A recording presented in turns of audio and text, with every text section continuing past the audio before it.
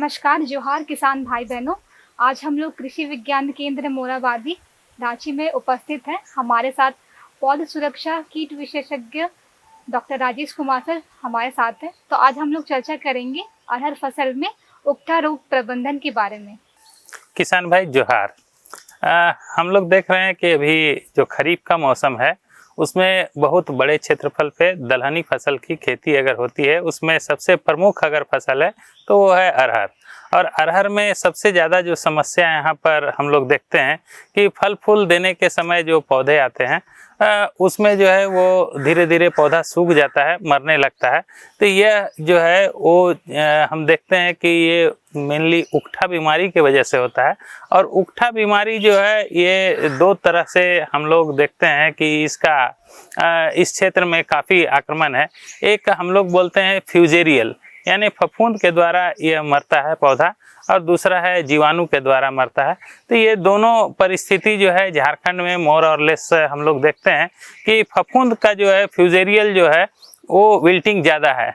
तो सबसे पहले किसान बंधु को अगर जहाँ पर भी हम लोग अरहर की खेती करते हैं, दलहनी वंश की फसल की खेती करते हैं, तो किसान बंधु को यह चाहिए कि उसमें क्रॉप रोटेशन का इस्तेमाल करें। सबसे पहले करें कि जहाँ पर एक बार दलहनी वंश का फसल ले लिए हैं वहाँ पर 2 साल के बाद ही वो उसको लगाएं।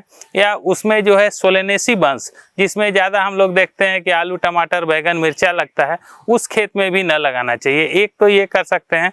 और जब भी अगर अरहर लगाने की बात हम लोग करते हैं तो अरहर के लिए क्या करना है कि हम लोग को भूमि का उपचार करना है। तो भूमि का उपचार करने के लिए अगर आपके पास 1 एकड़ ज़मीन है तो 6 किलोग्राम जो है हम लोग इसमें ब्लीचिंग पाउडर लेते हैं, और लगभग 1 एकड़ में जो है 100 किलो चूना, और लगभग जो है 2 किलोग्राम ट्राइकोडर्मा विरिडी या हर्जियानम जो हमारा मित्र जैवनाशी फफूंद है, उसको हम लोग एक कल्चर के रूप में ले करके, और 100 किलोग्राम जो है हमारे पास वर्मी कंपोस्ट जिसको कहते हैं केचुआ खाद है, या हमारे पास कंपोस्ट है, उसमें अच्छी तरह से मिला करके और हल्का जो है उसका गुणन करते हैं, मल्टीफिकेशन कर लेते हैं।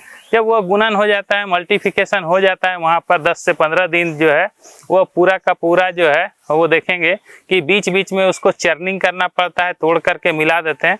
उसके बाद जहाँ हम अरहर लगाने के लिए प्रक्रिया शुरू कर रहे हैं उसमें हम उसको ले जा करके क्या करते हैं कि पहले उसको पूरी खेत में बिखेर करके और बढ़िया ढंग से मिला देते हैं, अच्छी ढंग से मिला देते हैं।